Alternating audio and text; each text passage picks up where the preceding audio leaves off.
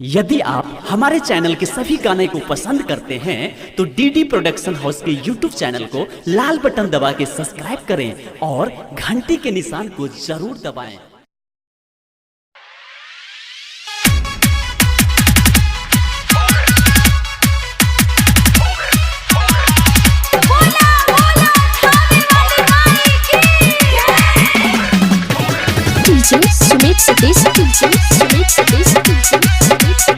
presented by DD Production House Sakri। जे मैया ebau तोहरे आंगन दी है तू tora सा। जे मैया ebau तोहरे आंगन दी है तू tora सा। जे मैया बन के ebau तोहरे पुजरिया गे 3 बजे भोर हरिया में गे ना। जे मैया बन के ebau तोहरे पुजरिया गे 3 बजे भोर हरिया में गे ना।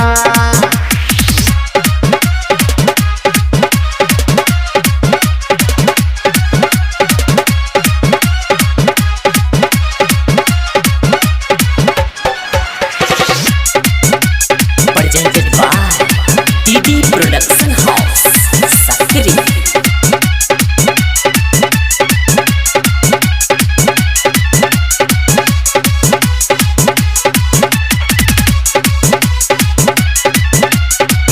शेर के सवारी में मैं लागे बड़ सुनरी तोहरे ले लियो मैं गे दरभंगा से चुनरी।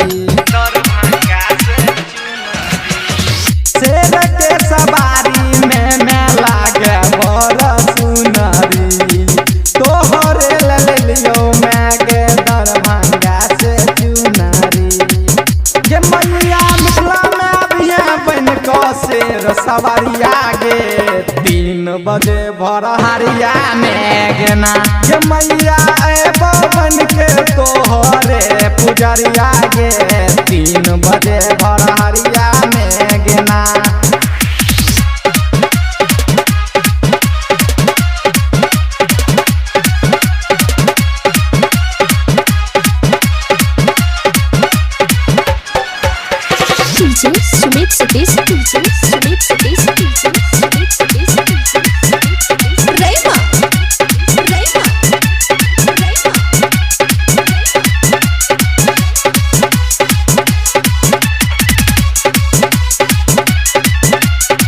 राइटर मनीष संगे ebau हमहू मेला बाज तो सरजवा के गाना है तोरे लमरेला।